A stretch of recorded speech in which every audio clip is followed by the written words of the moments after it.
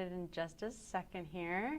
We're going to wait one more minute and then we're going to begin our presentation about models and markets and helping you to learn a little bit about these segments.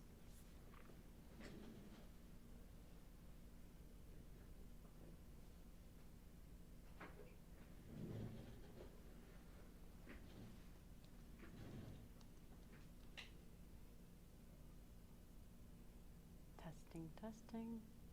All right, are we ready? We're all a go?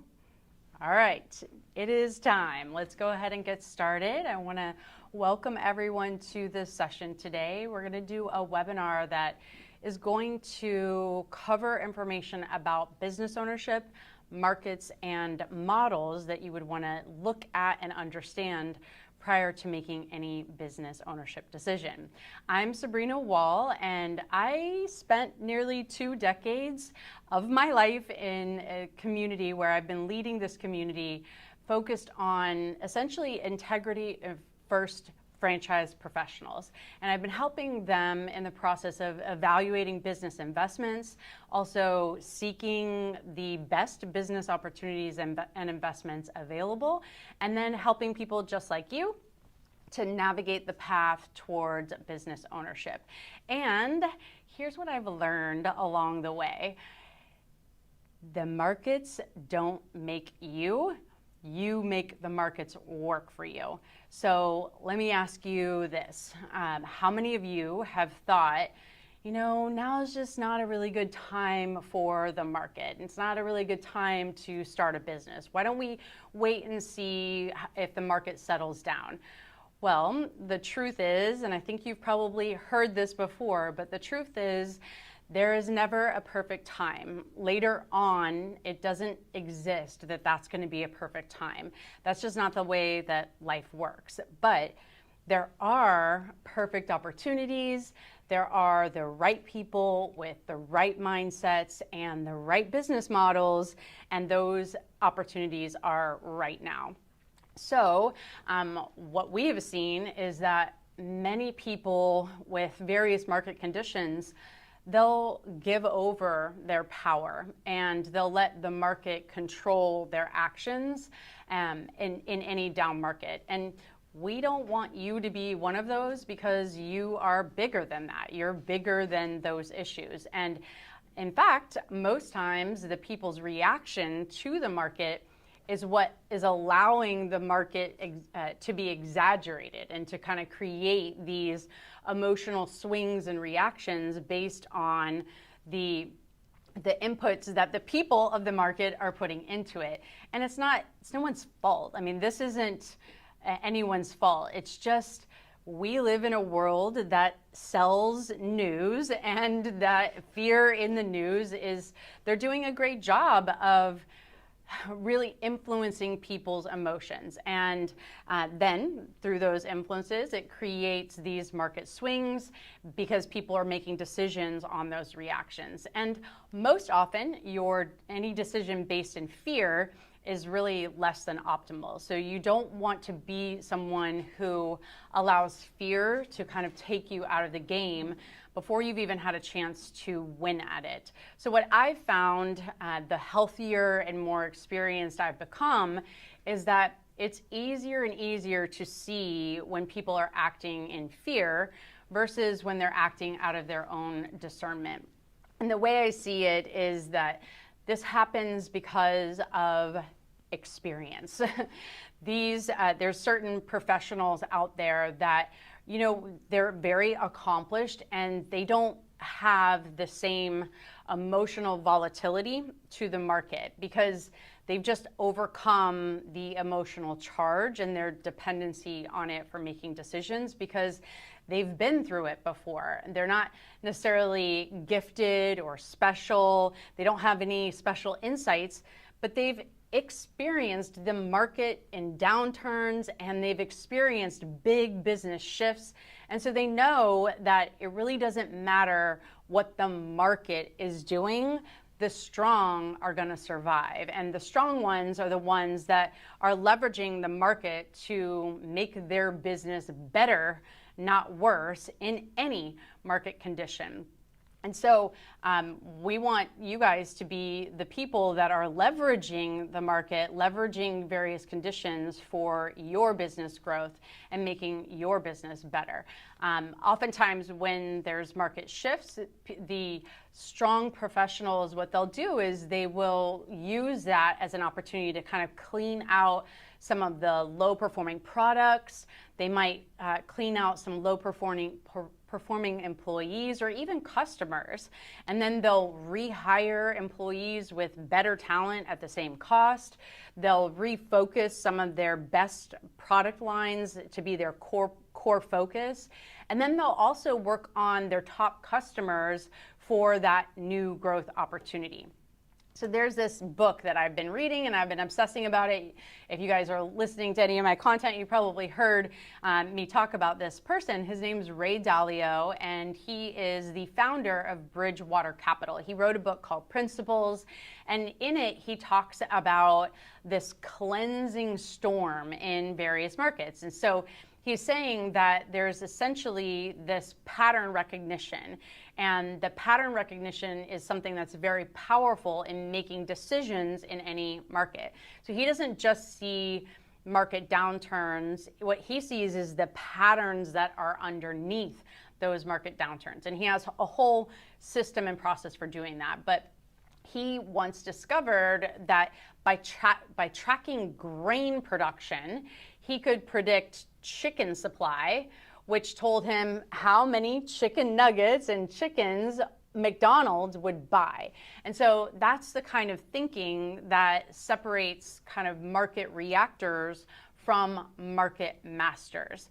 All cleansing storms clean out the weak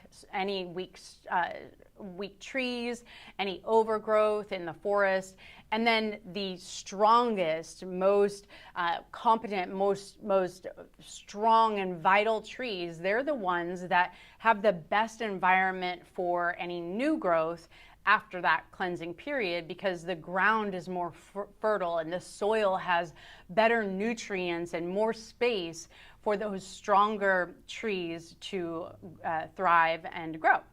So the question is really, how do you become someone who, as a new potential business owner, how do you become strong, and how do you leverage the market for your good regardless of its conditions? So we're going to talk about what you need to know as a business owner or a potential business owner, and how you can leverage the various market shifts.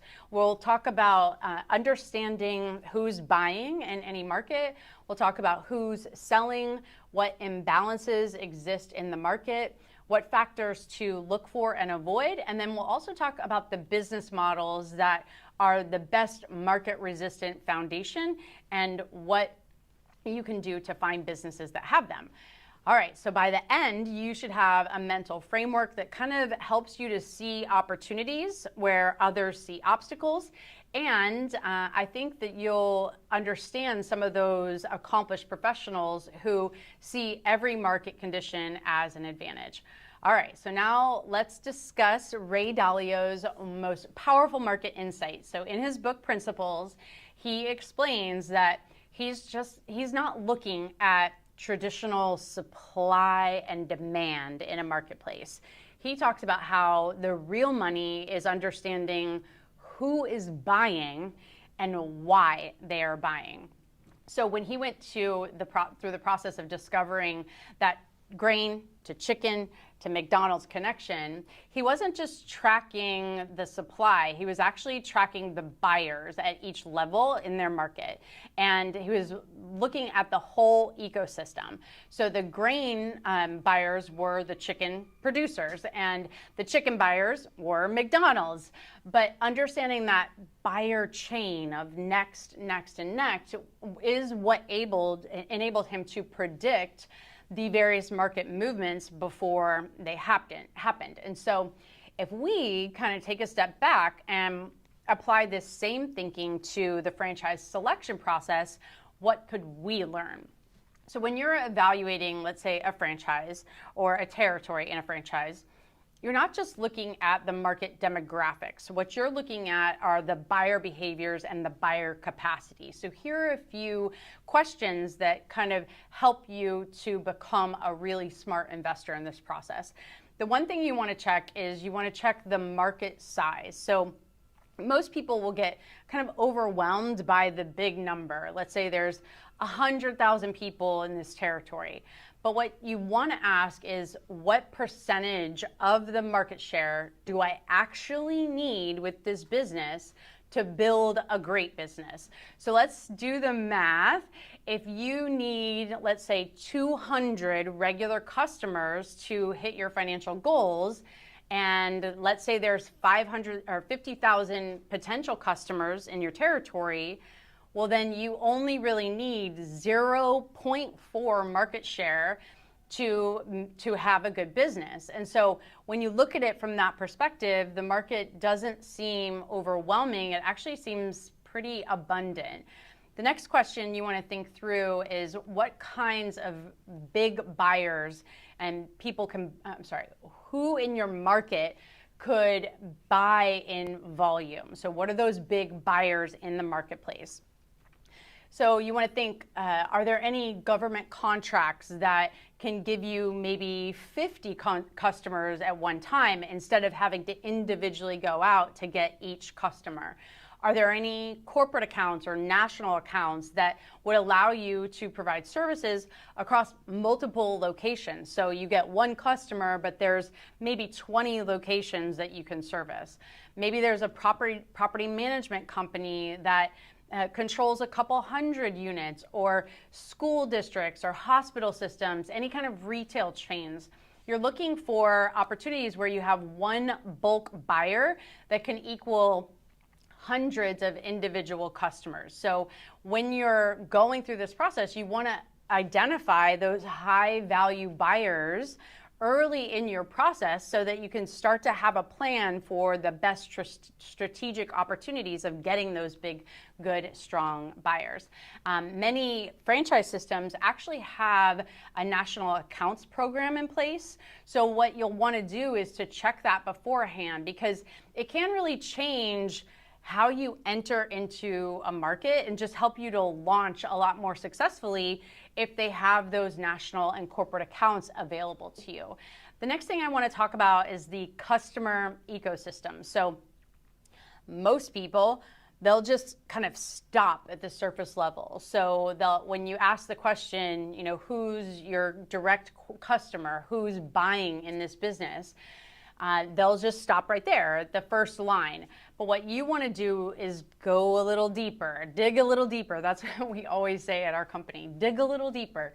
And what we're meaning is that you want to take the opportunity to actually map the entire influence chain, and that's where you start to get some real insights. So just like Ray Dalio, he mapped the grain to chicken to McDonald's kind of process. You want to map the same ecosystem for a potential business that you're going into. So here's the key. You want to focus on who influences the buying decision.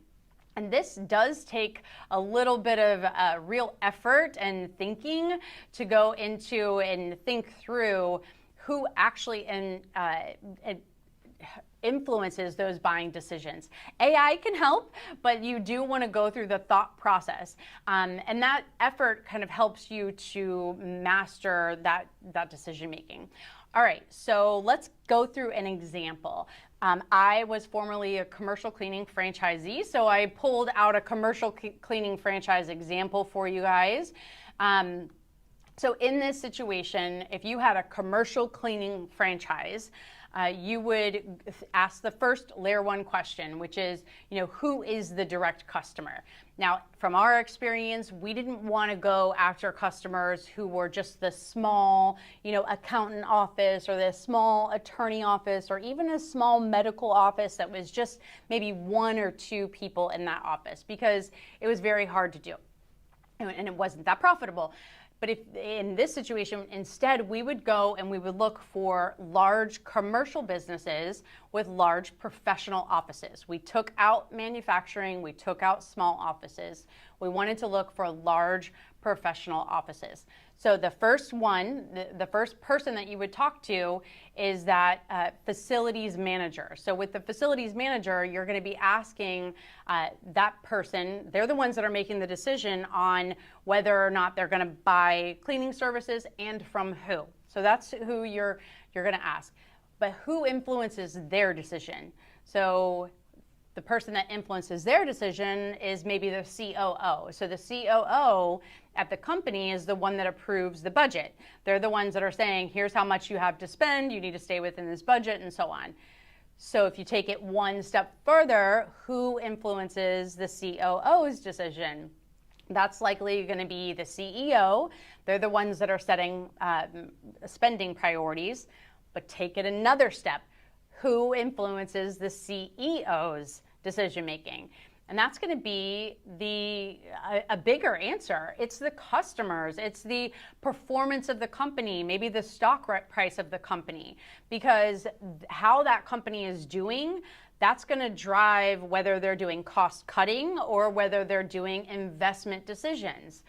All right, take it one step further. Who's influencing those buying decisions, or who knows about those decisions before anyone else?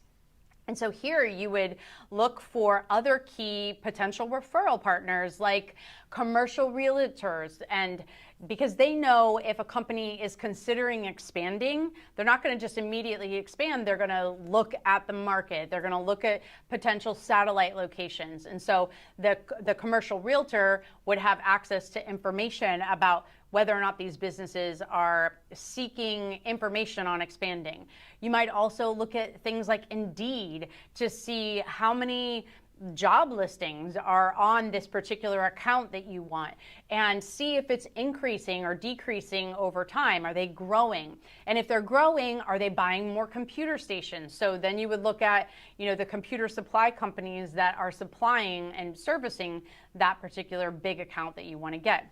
So by monitoring that information and these different vendors and actually communicating with the vendors that are supplying them, well, then it's giving you these signals, and you use the signals as a commercial cleaning franchise owner to predict which companies are going to actually need the services before maybe even the customer knows themselves. They're not thinking cleaning service now. They're thinking growing my business now or growing this business now.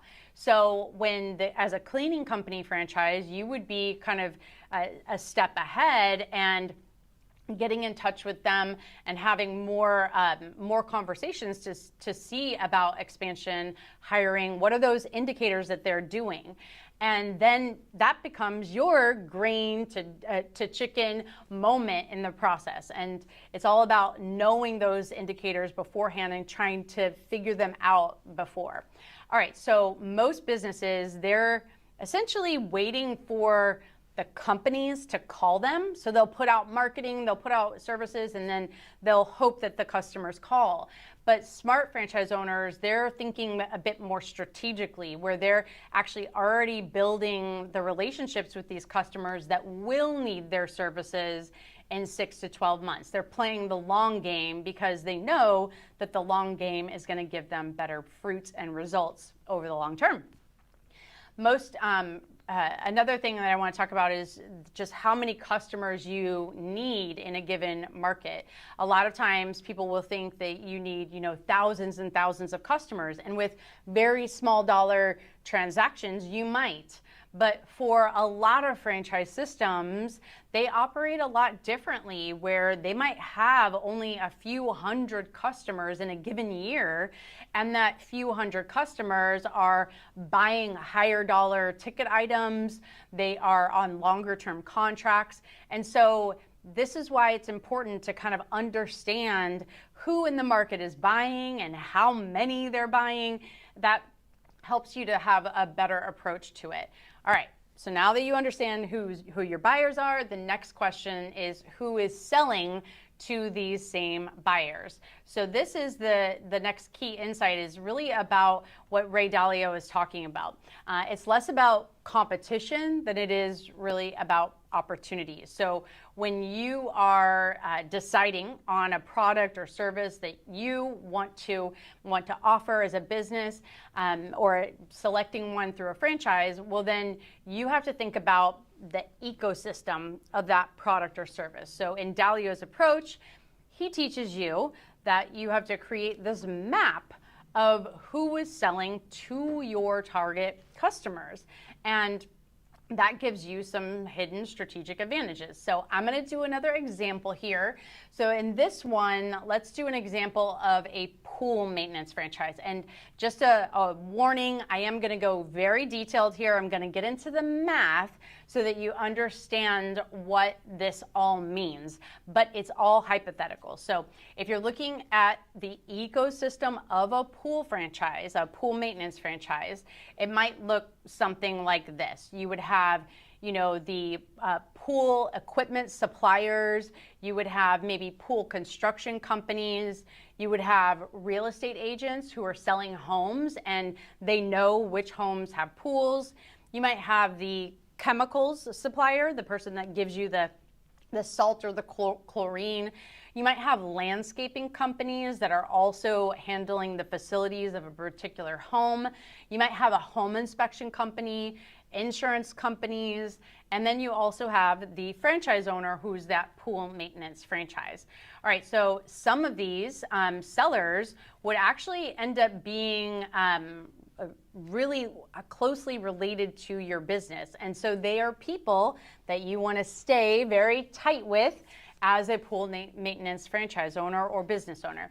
So the point is that you want to be very aware of their movements in the marketplace so that you have more visibility of your pool market when most others in the space aren't really looking at it. And so that's kind of where the magic comes, is that you develop relationships with these vendors, and then they often end up being really strong referral sources for you that you wouldn't have even had access to otherwise. So when you're mapping your ecosystem, you want to kind of look in these 4 categories. So the first is any kind of complementary service provider. So these are people that are companies that serve your same customers, but they don't really compete with you. They're not selling the same product, but they have a complementary product. So in this example, that would be the pool equipment companies that they need maintenance providers to recommend because they want their pool equipment to be used and to upgrade and serviced and all of that. So these referral sources become your referral engine. The second one are upstream suppliers. So this is where they know that a customer is coming into the market before anyone else. So in this example, let's say you have a pool construction company and they know that there are going to be 6 new pools that are coming into the marketplace in a given month. And so these become vendors who are like your early warning system, and they let you know about upcoming opportunities before there's a chance for other people to go to those individuals. And then the next one is adjacent market players. So these are people who solve related problems for your customers.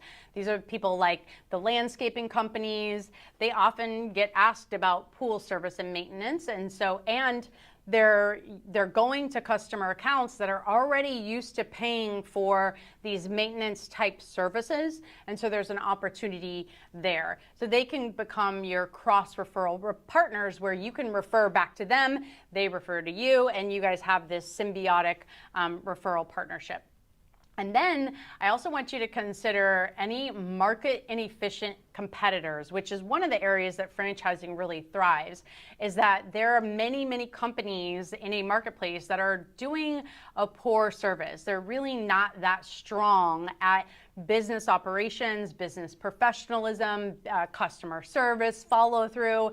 And so there's all these opportunities that are represented in a marketplace where it's if there's a competitor that's not doing a great job, that can be an easy area to pick up market share because their customers are frustrated. Sometimes they're leaving bad reviews on that particular company, and you can find that stuff. It's all public. So if you're going the franchise route, then the franchise often gives you these vendors' names, the contact information, they'll make introductions, they'll have events that allow you to meet them.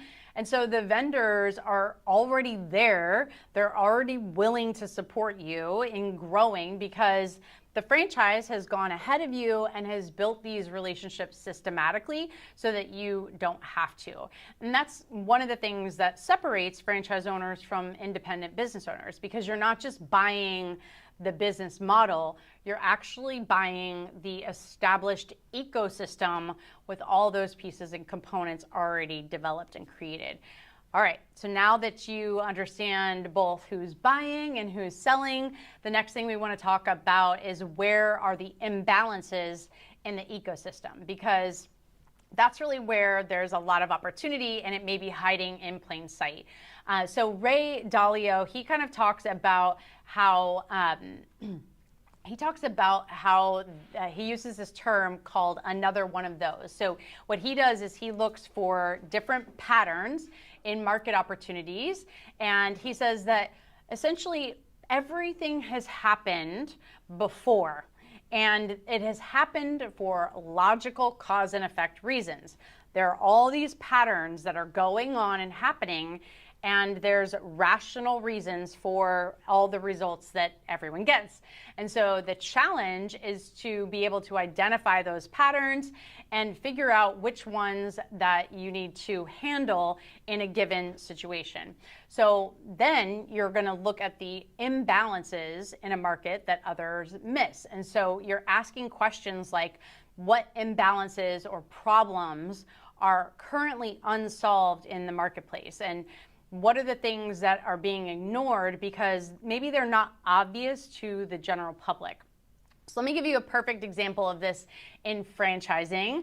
This is a market imbalance that most people completely miss. I know that I did as well, but there's this franchise that has been around for a really long time, and the franchise has excellent numbers, they're a solid system, but it was hard for people to really understand the model because most people have no idea that the service that they offer even exists. They don't understand how widely used it is or how critical it is for other businesses. So this is a franchise that works with hydraulic hoses. And I didn't even know what that meant for a long time, but just like many of the people who look at that.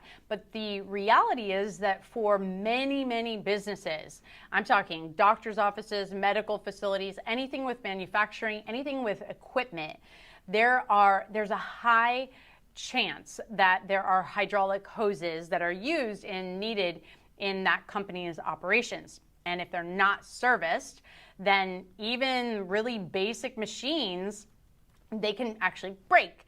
And if they break, it can shut down the business while any repairs are happening. So you want to think of it like a food restaurant that has to have food distribution. They have to have a company like Sysco that delivers their food and ingredients on a weekly basis.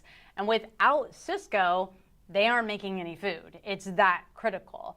So this company, the hydraulic company, most people have no idea how critical the need is for that and how many businesses rely on it. So that's a perfect example of an imbalance in the market where there's this essential business, but it's hidden behind a layer of complexity. And so when you're looking at that, you would think, okay, what is the pattern? And the pattern is there's a critical need that other businesses, its customers, they can't operate without this service. It's a service that's generally invisible to the general public. There's a high barrier of entry due to very specialized knowledge on how to do and handle that equipment. And there's a steady recurring revenue model that because that type of business never goes away. You have the same customers that you service over and over and over. So because most potential business owners would look at hydraulic hoses and they would immediately turn away from it because they don't understand it, well, that market opportunity has kind of remained in the background, just steadily growing without a lot of competition. And now people are starting to understand this service a bit more, and so the brand is experiencing this rapid growth. That's what you want to find. Like, there's always great brands out there, but these are the types of brands and opportunities that we support you in finding. All right, so here's a few other examples of imbalance patterns. So this one, next one is talking about hidden essential imbalances. So this is essentially where you have kind of a large customer base that needs a lot of regular service. There's almost no competition because it's not as glamorous or well understood, and they have a critical need or product in the service. So examples of things like that would be hydraulic hoses. It would be waterless cleaning services because there are water restrictions in a lot of areas. It would be maybe AI-powered machines. Those are some areas where there might be some hidden essentials. The next one is the timing mismatch imbalance. So this is where maybe the market conditions have changed, but the competition hasn't adapted yet. So maybe there's a situation where there's a new regulation, or and because of that, there's fewer providers to serve that given market. Maybe there are technology shifts, and they're creating this kind of temporary gap in the market. So some examples of companies that would do something like that are like privacy, data compliance services, electric charging stations. That would be another example. And then the third one is like demographic shifts, if there's an imbalance there. So this is where, the population changes and there's new faster supplies that need to be responded to. Maybe there's an aging population or more people that are working remotely or different urbanization effects. So just to give you an example, that would be something, brands that are more maybe in the senior home care services or offer some type of virtual business support. So here is the question that you want to ask about any franchise opportunity is there another one of those businesses that solves a problem that people didn't know they had, serves a need that people didn't know was critical, or it fills a gap that people are assuming someone else is filling? Those are kinds of areas that you would find market imbalances, and that is where greatness is made. All right, so now that you can spot some market imbalances, let's move on. The final piece is a factor where you're looking at separating opportunities that are worth pursuing versus the ones that you should avoid, because every imbalance is not worth in your investment. So let's get a little practical here. We want you to focus on data, not just opinions. Opinions are great. They give you some information and some support, but you also want to look at the data. So Ray Dalio, he famously said, "Don't tell me what you think, but show me the data." And when you're evaluating franchise opportunities, you want to apply this same rigor to a facts-based approach. So here's kind of the critical distinction. You can't just look at what people say, because most of the time people are rationalizing the behaviors that they don't even fully understand they're making. We did a webinar on that last month, so if you want to learn more about that, let us know, and we'd be happy to send you a link to that webinar. But you're looking at, you don't want to look at I thinks, you want to look for I do's. And so you're looking for what people actually do, not what they say they'll do. So to give you an example from my own company, one of them, we used to do these extensive feedback forms. So feedback. And people, that our customers, they would ask for services and various features. And we would go in and we would invest in those changes. We would figure out the problem. We would do all this work and put investment into infrastructure, investment into technology. We would create this product or offer. We would test it, we would roll it out, we would train on it, we'd reiterate, we'd do all the things to improve this product. But it always surprised me when the same people, the same users who had asked for the change didn't end up using the change once it was all deployed. And so I share that story because of course, feedback is really important. You want to know what your customers or what your potential customers would think. But you use that to assess a sentiment and maybe culture to help you to understand their thinking about it. But it's not necessarily a fair assessment of performance or of the value. And so if you're starting a business based on just feedback from people in the marketplace, you can start the business and actually have a lot of confusion and not necessarily getting the results that you had hoped for, because the same people that were saying they wanted it in the idea phase aren't necessarily the ones that are going to be willing to part with their dollars when you're ready to offer it for sale. And so you do want to get data, you want to get facts. And so here's some of the hard data points that you should research and look into if they're available in your market. So if your business, the business that you're considering going into, if it requires a license to operate, so meaning like a contractor's license or a beauty license, then you want to check to see how many people have that active license in your area. And then you take the ratio of the licensed professionals to the potential customers. And you also want to look at that information whenever you're trying to find employees, because that is a pool of potential employees that's available through public record. Some other market behaviors that you want to look at that are data, not opinion, are you want to try to find information on how much people are actually spending on the service currently. So what are they paying for it? What is the service charged in your market? And how often do they purchase it? Is it something that's a everyday purchase? Is it a couple times a week? Is it once a month? Is it once a quarter, once a year, once every 10 years? That's the kind of thing that you want to know and think through before, because it matters to the model of the business.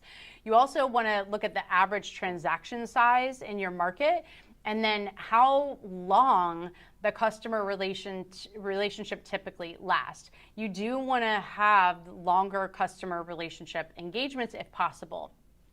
All right, so now that you have checked the market demand and you've checked against the numbers on the market size and potential, here's a formula that you can use. You use market size times the realistic penetration rate times the average revenue per customer, and that equals your revenue opportunity. So market size times realistic penetration rate times average revenue per customer equals your revenue opportunity. So most people, they'll get the market size wrong because they look at the total addressable market instead of the realistic obtainable market. And so to give you an example, let's use the pool example from earlier. Let's say there are 10,000 pools in a territory, but only 40% of those pools actually use a service. Well, then the question is, can you realistically capture 7.5% of that market in your first few years? So then you'd be looking at a calculation that looks like this: 10,000 pools times a 40% service rate, that's the hypothetical, times 7.5% market share equals 300 customers. So if you have 300 customers times $175 per month, that would mean that the monthly revenue generated would be $52,500. Now, just to kind of pull this back a little bit, a lot of franchises will actually calculate this penetration rate based on a variety of factors. So they have demographic software, they invest in it in most cases, and then from there, they'll help to figure out things like what are the credit bureaus saying that people are spending credit data on this type of service. Maybe they'll add and look at the average household income to see how many people in that income bracket are purchasing that size of those services.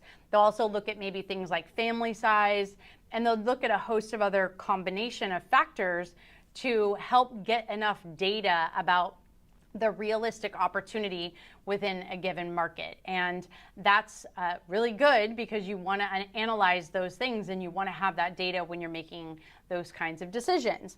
Franchising just makes it a bit easier.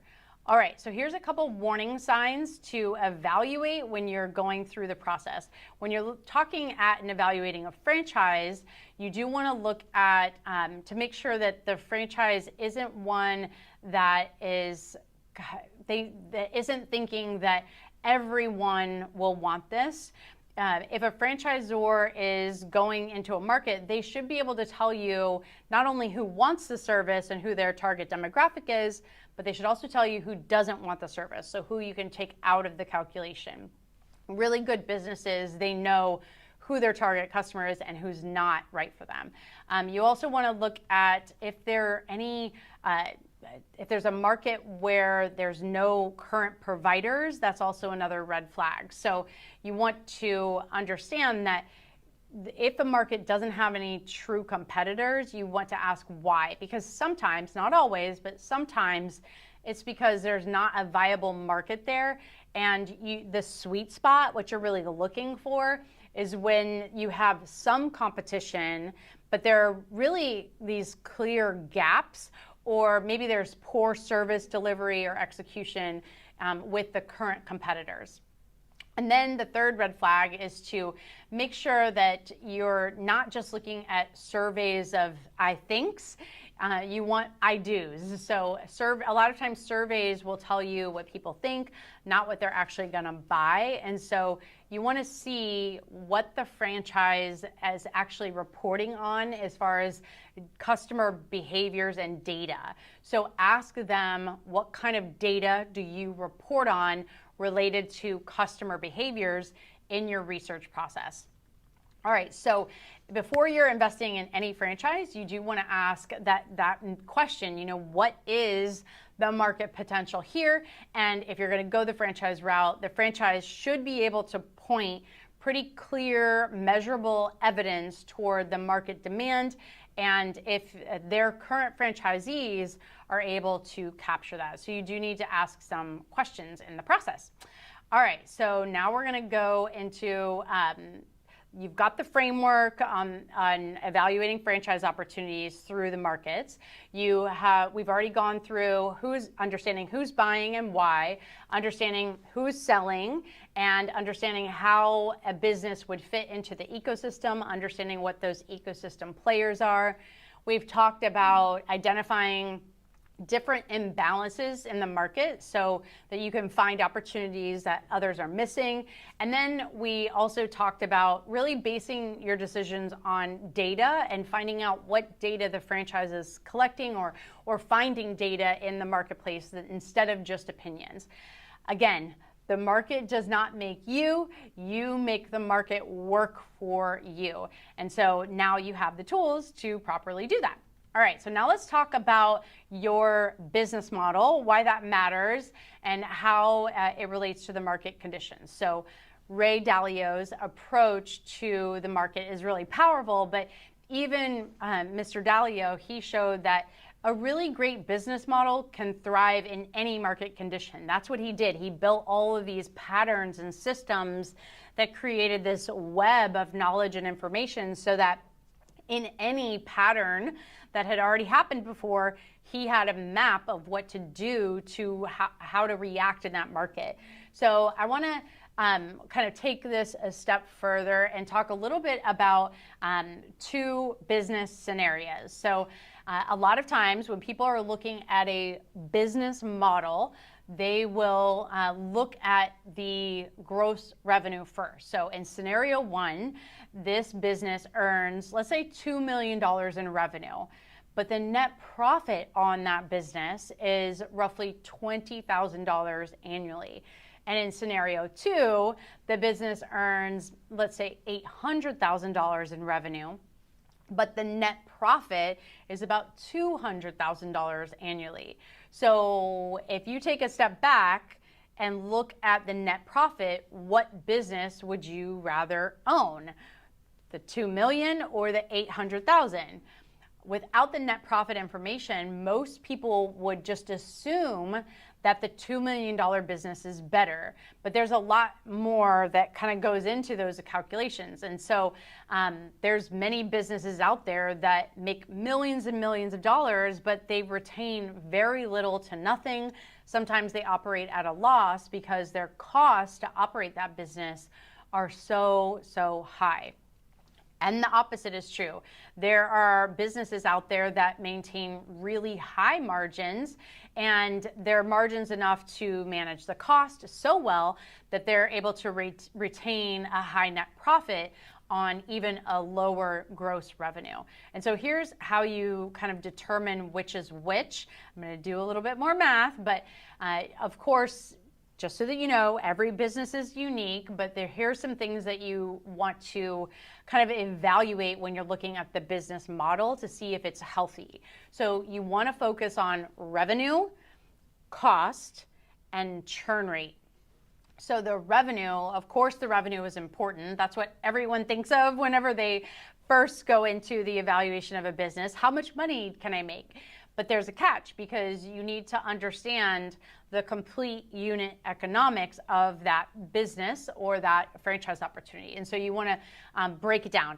I'm going to use the pool example and just take it a little bit further. I'm not here promoting pools or anything. It's easier to kind of continue that same example to the next part, to the next section. All right, so this is a hypothetical example, and it's purely for illustration purposes. So none of these numbers were checked. They weren't verified by the franchise. I made them up. I made them up for education purposes only. All right, so for the revenue model, let's say that the monthly recurring fee is $125 per customer.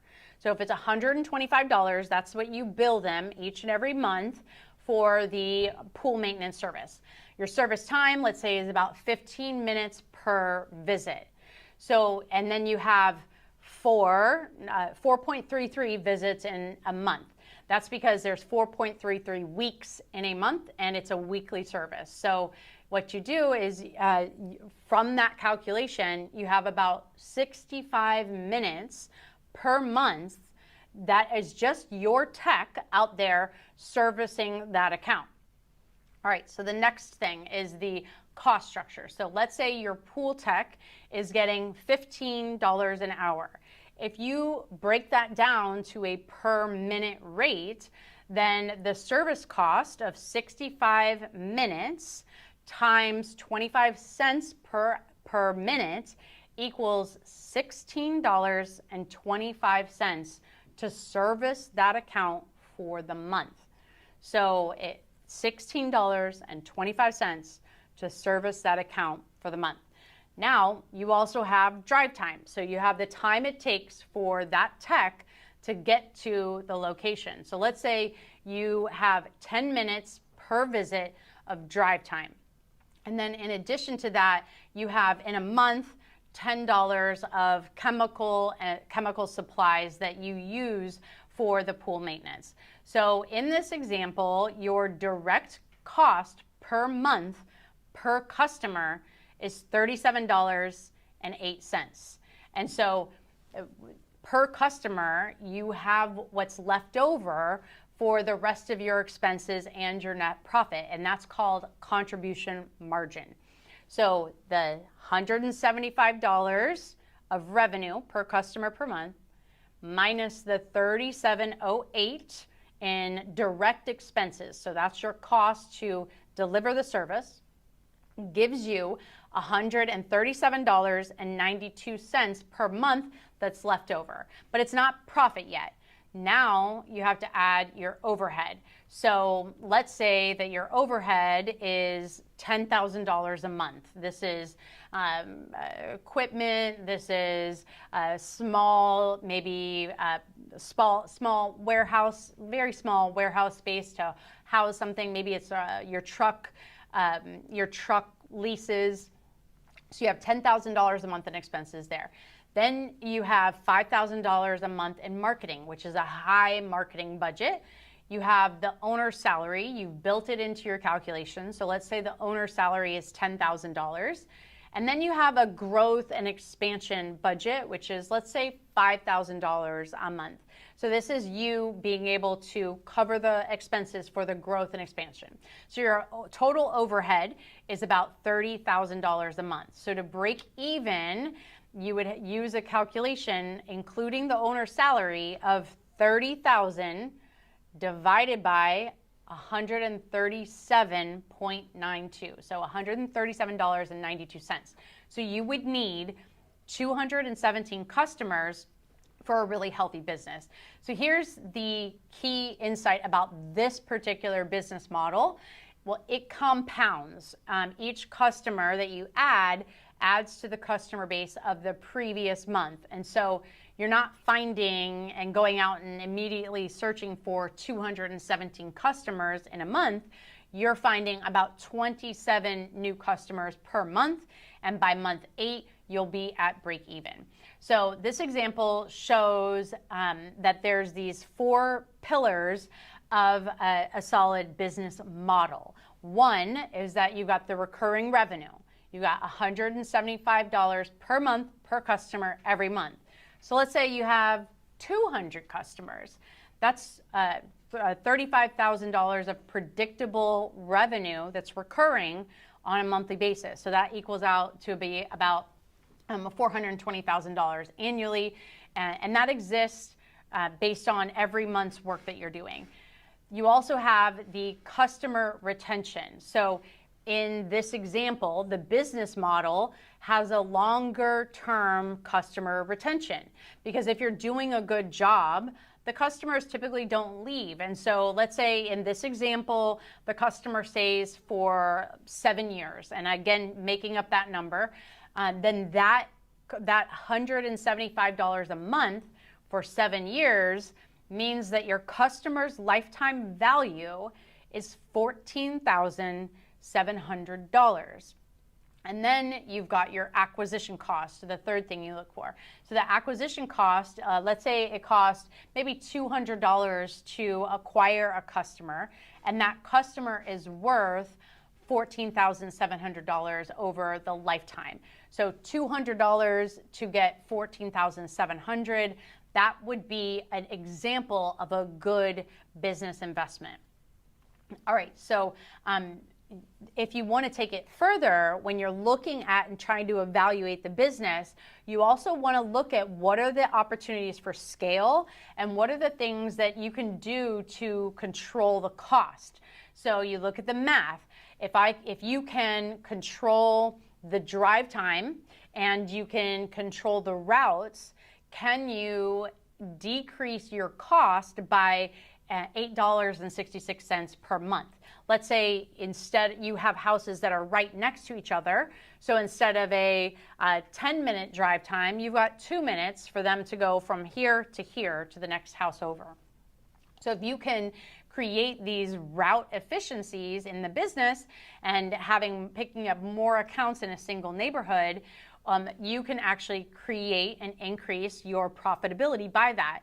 Or you can service those customers, but you add a delivery fee for areas that are outside of your service market. So those kinds of things are what help you to create those profitability levers.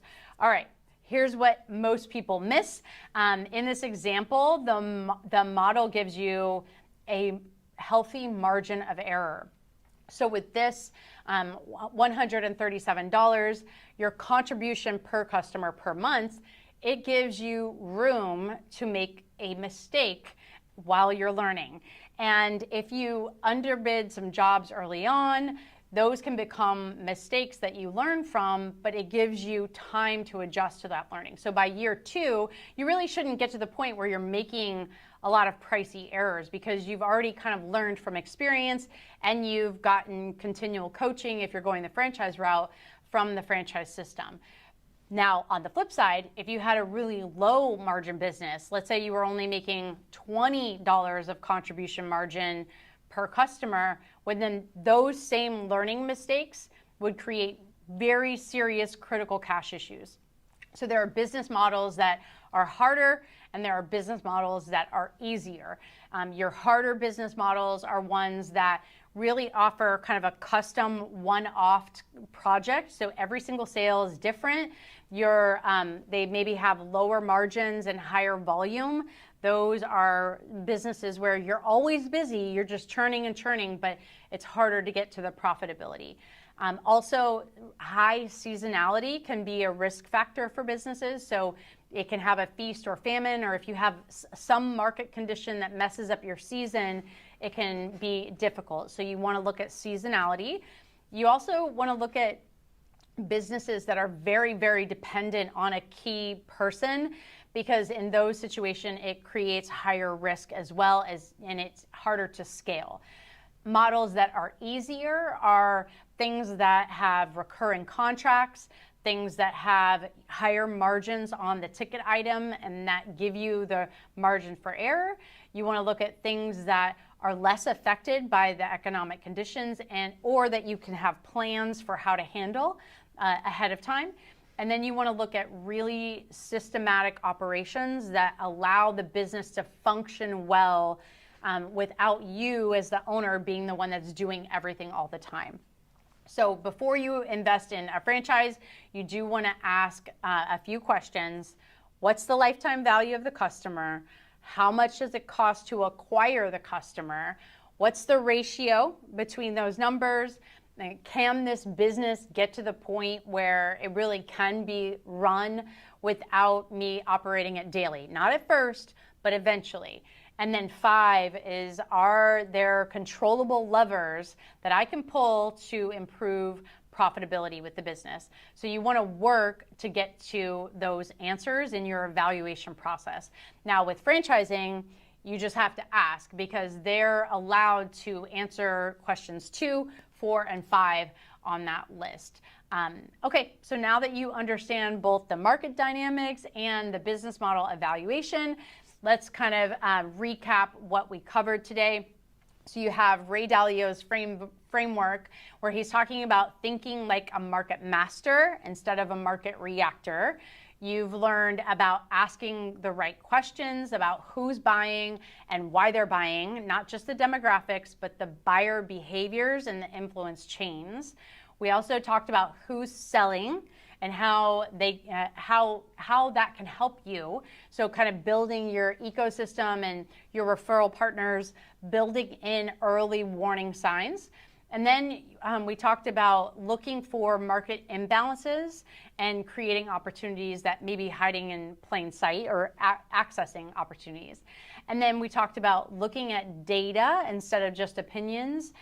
We talked about the business models and understanding the unit economics of the business model and those 4 pillars of sustainability. So here's kind of why the franchising framework works especially well, because you're not just buying the business, you're buying a proven system, and it's already been figured out who's buying, who's selling, and how to build that business's unit economics.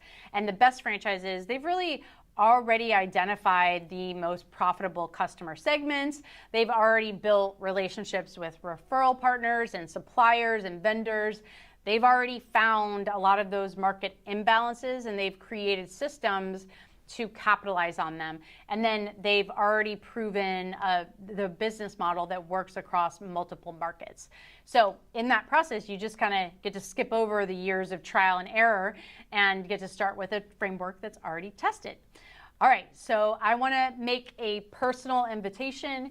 If you guys thought that today's content resonated with you, if you're thinking, you know, this is the kind of approach that I want to take and as a business owner, well, then we would love to be able to continue the conversation with you. And so we put a lot of time and focus on people who are serious about applying the right research to their franchise selection process. And we want people to make decisions based in facts, based in realities, and understand how to position themselves with the information that they get. And so we have found that people who understand the right business models and the right markets, they have the opportunity to make smarter decisions regardless of any market conditions. So I just want to say thank you so much for your time today. We look forward to working with you. If you're ready to take action, please reach out to us at the number here provided, and we will hope to talk to you soon. Thank you, everybody.